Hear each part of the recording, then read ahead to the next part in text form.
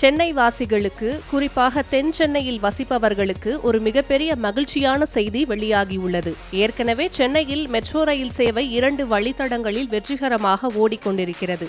2ஆம் கட்ட மெட்ரோ பணிகளும் படுவேகமாக நடந்து வரும் நிலையில் இப்போது ஒரு புதிய வழித்தடத்திற்கான மிக முக்கியமான நகர்வு எடுக்கப்பட்டுள்ளது. அதுதான் தாம்பரம் வேளச்சேரி கிண்டி மெட்ரோ இணைப்பு. இந்த புதிய வழித்தடம் 21 கிலோமீட்டர் தூரத்தை கொண்டதாக அமைய உள்ளது.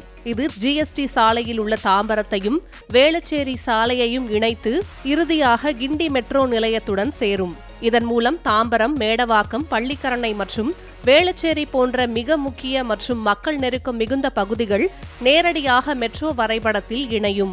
இத்திட்டத்தை செயல்படுத்துவதற்கான மிக முக்கிய முதல் படியான விரிவான திட்ட அறிக்கை எனப்படும் DPR தயாரிக்கும் பணி இப்போது அதிகாரப்பூர்வமாக தொடங்கியுள்ளது. சென்னை மெட்ரோ ரயில் நிறுவனம் இதற்காக சிஸ்ட்ரா MVA கன்சல்டிங் இந்தியா என்ற நிறுவனத்துடன் ஒப்பந்தம் செய்துள்ளது.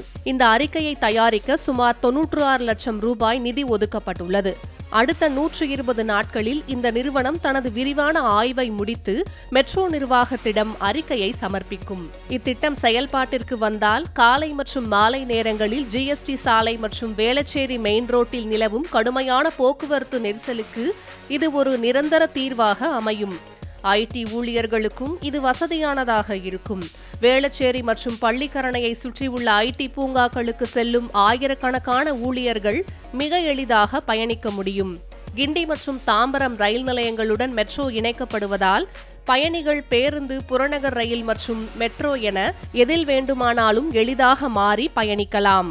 தென் சென்னையின் முகவரியை மாற்றப்போகும் இந்த திட்டம் சென்னை மக்களின் பயண நேரத்தை குறைப்பது மட்டுமல்லாமல் நகரின் உள்கட்டமைப்பை அடுத்த நிலைக்கு கொண்டு செல்லும் என்று எதிர்பார்க்கப்படுகிறது. இந்த அறிக்கை தயார் செய்யப்பட்ட பிறகு கட்டுமான பணிகள் எப்போது தொடங்கும் என்ற அதிகாரப்பூர்வ அறிவிப்பு வெளியாகும்.